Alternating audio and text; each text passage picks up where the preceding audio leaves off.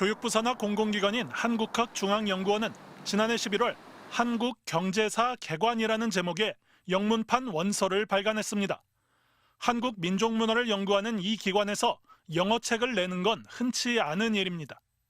한국에 관심 있는 외국 독자들을 위해 한국 경제사의 흐름을 파헤쳤다며 이례적으로 보도자료까지 냈습니다.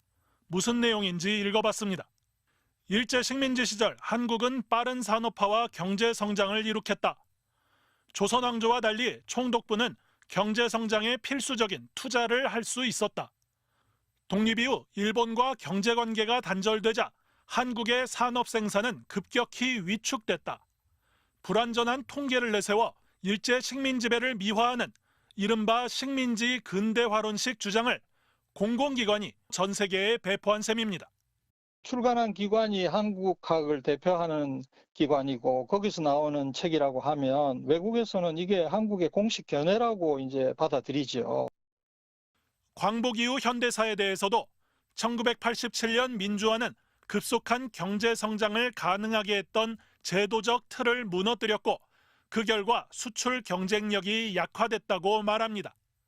군사 정권의 개발 독재를 미화하고 전 세계가 인정하는 우리의 민주주의 성과를 폄훼하는 것으로 1990년 초반까지만 해도 1,000억 달러에 못 미쳤다가 2000년대 들어 급격히 성장한 수출 통계만 봐도 사실과 다른 주장이라는 걸 알 수 있습니다. 한국 지배 엘리트의 이념을 대변하고 있는 집단이거든요. 그걸 역사적으로 과거로부터 끌고 와가지고 이제 정당성을 부여하려고 하는.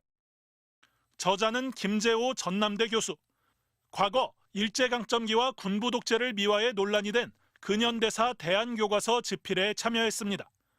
위안부 강제성을 부정하고 독도가 우리 영토라는 근거가 부족하다는 내용이 담긴 책 반일 종족주의의 공동저자인 김낙년 현 한국학중앙연구원장과 같은 낙성대 경제연구소 출신입니다. 김 교수는 반론 인터뷰 요청을 거절하며 이 책은 김낙년 원장과는 무관하며 생각이 다른 학자가 있다면 그분도 영어로 책을 내면 될 것이라고 밝혔습니다. 취재 결과 이 책은 이른바 학술 한류 명목으로 예산 지원까지 받았습니다. 연구원 산하 한국학진흥사업단은 한국의 국제적 이미지와 신뢰도를 끌어올리겠다며 연구비를 지원하는데 5년간 50억 원이 지원되는 프로젝트에 이 책이 포함돼 있었습니다.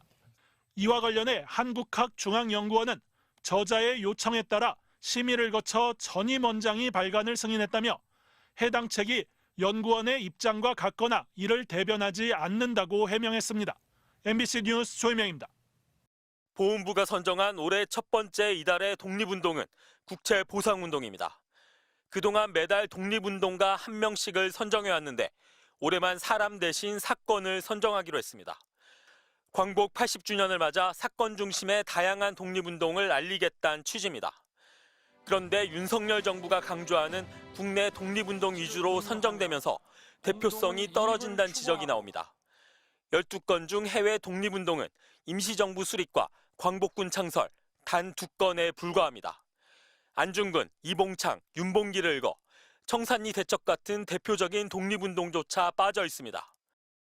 이념적으로 좀 편향된 그런 면이 있었고 국내 독립운동에 또 집중돼 있었고 무장 독립투쟁, 우리가 일반적으로 알고 있는 독립운동이 많이 배제됐어요.